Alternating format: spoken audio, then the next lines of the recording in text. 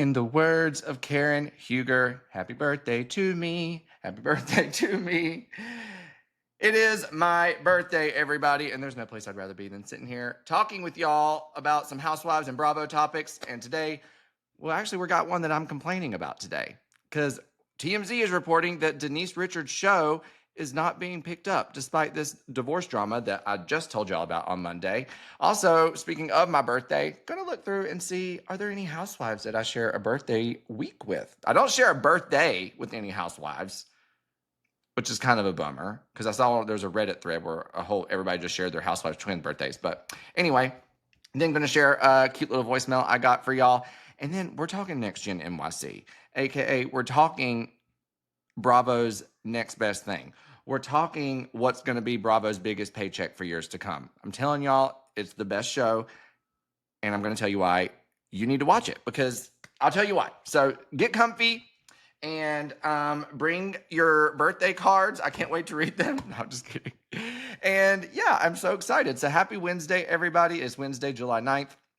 And as I told y'all on Monday, Denise Richards, bless her heart, Aaron filed for divorce, right? So we already know that he is seeking spousal support and wants a lot of money. This is also one thing that's weird about celebrity divorces is like, not only is my marriage ending and like that sucks, and it's on a public level that this is all happening, so how embarrassing. But now y'all got to look at my bank accounts and see, there is nothing more humiliating than my DoorDash records going public. I mean, thank God it would stick to just the amount, hopefully, and not the specific orders, but how embarrassing. And so let's talk about, number one, the finances. Okay. I need to find, let me pull these up because he says that Denise makes a lot of money. And I told y'all about this earlier this week, but just for clarity, I want to bring it back because he was alleging that Denise makes $250,000 a month. All right. And that also leads into why I'm wondering that if this is why her show isn't getting picked up.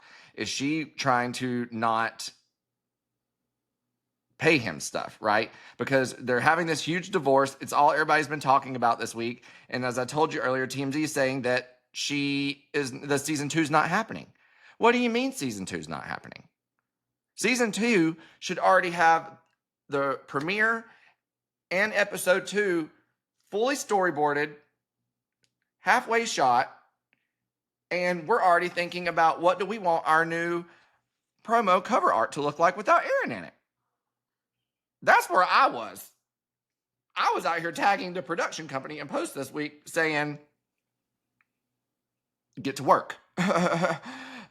So again, shocked that she's not returning, or that the show is not returning, according to TMZ. They are saying that basically, literally, I lie y'all not, I'm looking at my computer right now, and in my Housewives group chat, someone just sent the TMZ article about Denise Richards' show not getting picked up, and they're freaking out because no one expected this.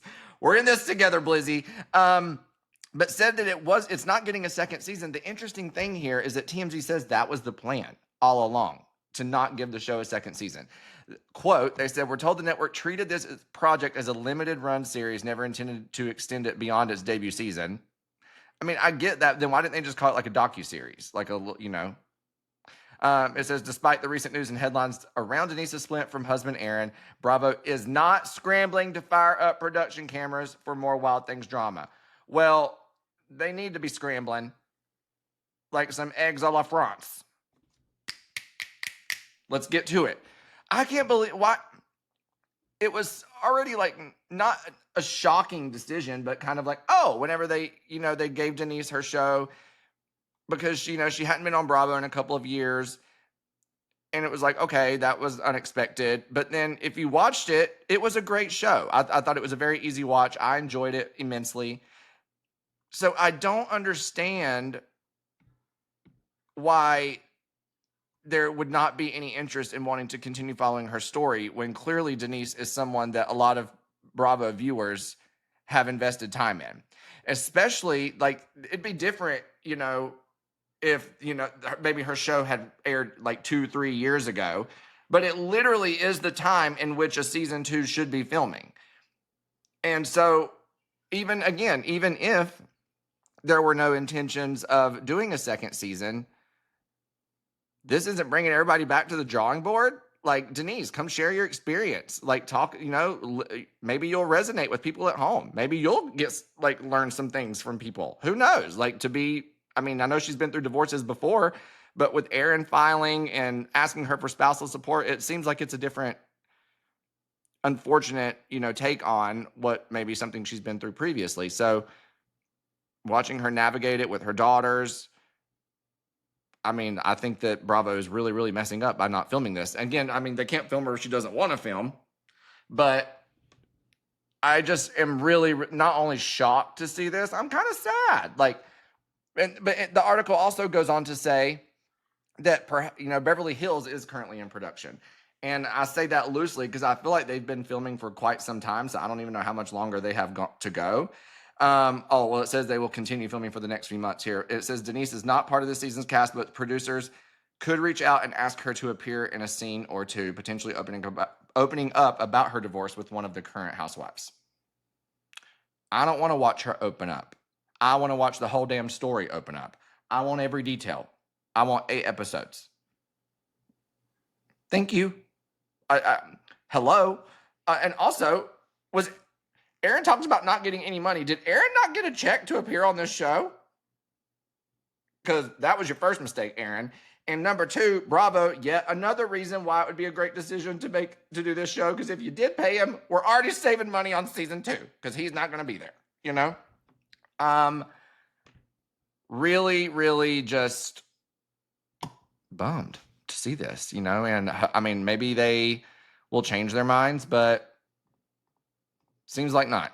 And the reason that I was, I wanted to touch on her finances before we got into the fact that she may not be on TV or on Bravo, at least at all, for quite some time, is because, he's seeking spousal support. So therefore it comes out how much you're making, all this stuff, because you have to prove hey, we make this as a couple, we spend this. And is there, again, I went to the Phaedra Park School of Winning a Case, so I don't know nothing about legal stuff. Is there a world where she wouldn't want to do something profitable or make money while this divorce is happening? Because that could be considered a financial shared thing that she would then have to give him a portion of. Does that make sense? Is there a world where after the divorce is settled, she could pick back up with the show and make sure he's not benefiting off of that? Does that make sense?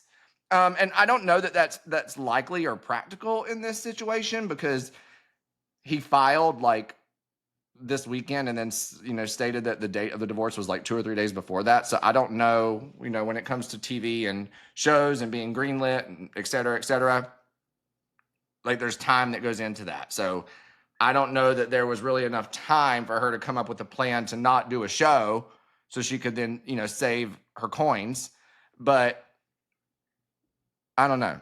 He's clearly coming for anything that he can get. And to me, it would make sense. Okay, well then I'm going to save this for a little bit and make sure that I'm the only one that gets something from it, me and my kids, So if you're in the legal world, help me out. Lorna. Hi, Lorna. She says, I never really liked her show, but it seems crazy for Bravo to pass up the opportunity on the second series, especially with all that's going on. I'm right there with you. Again, even if there was no plan to do a second season, plans change. Let's get on it, But also, Lorna, you said you really liked her show. I'm sorry. I thought you said you never really liked it. I loved it. I thought it was an easy watch. I even told Vicky, I was like, if you want to watch some TV and just something chill and easy and have a nice little laugh, I was like, watch Denise Richards' show. It's simple. It's fun, So let's move on. It's my birthday, like I told y'all. And happy birthday to me. And what was it that Karen used to say? The triple 20, right? I'm the double I'm 33. I don't know. I, I talk Housewives. Math's not my thing, you know? So, but I was wondering, I was like, I know there are a lot of other housewives who are cancers, July cancers like me. And so I was just looking up, because I'm thinking, wait, does anyone actually have the same birthday as me? And no, they don't. But Erin from the Roni reboot, hers is July 1st, and she shares a birthday with Teddy Mellencamp, who's also the first. And Camille Grammer, July 2nd.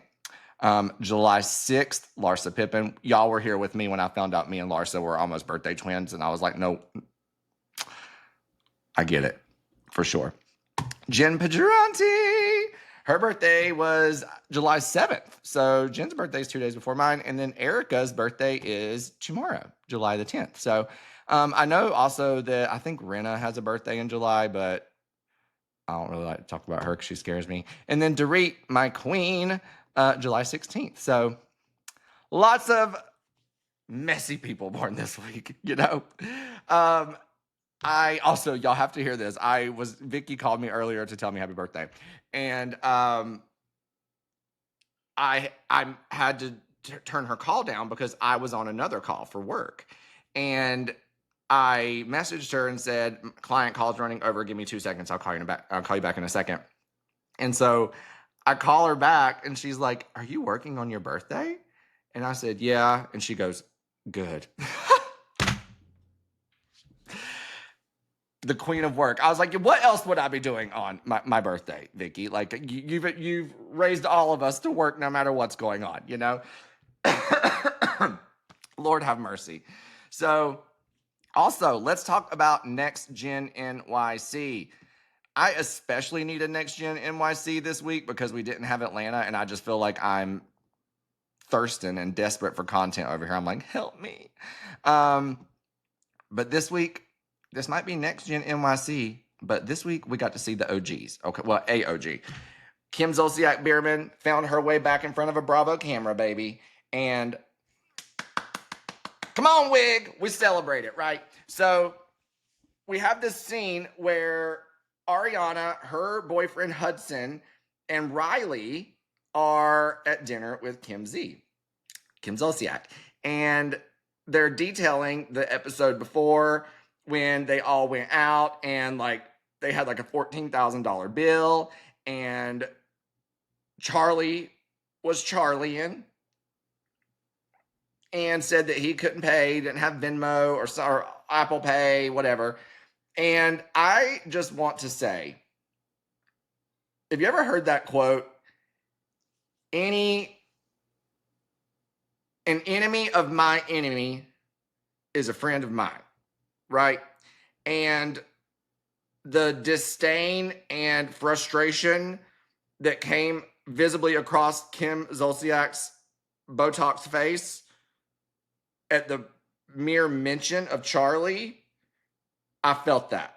And look, I don't like hate Charlie or anything, but I don't necessarily like the way he'd be operating on this show and the moves he's making. And just to see that Kim was like, she's like, I don't even want to talk about him. I was like, that is my favorite thing ever, is Kim Zolciak coming back into the reality realm of Bravo and immediately sharing something in common with her. And it's the fact that both of us dislike the same person. We're back, baby. We're so back. So I love seeing her on.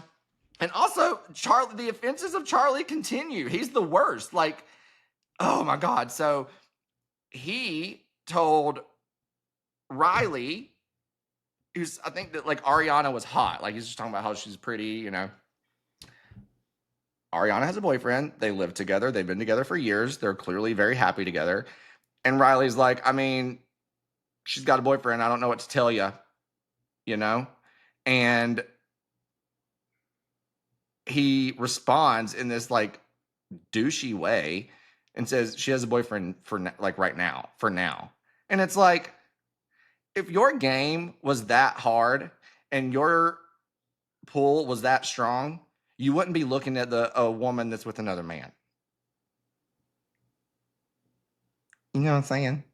So let's channel that confidence and cockiness into learning how to approach people who perhaps are actually single and looking and not their friends to drop comments like that.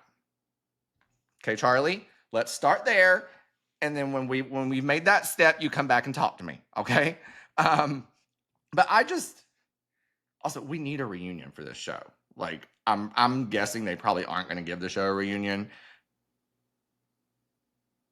I hate that decision. Even if they do like one of the little ones, like in the Watch What Happens Live Clubhouse, I'll take that, you know? So I, mainly for things like this, like I want to see them talk about this all these months later. I want to see how Charlie is handling how he's being, you know, how he looks on camera and the things he's said and done.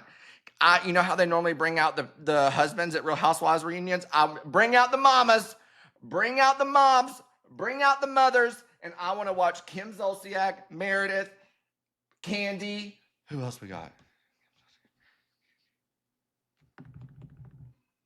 There's only moms, right? I want to watch them come out of stage left, stage right, gowns, and just have them come out and talk to Andy, talk to the kids. Maybe the moms get in an argument over what their kids did to the other kid.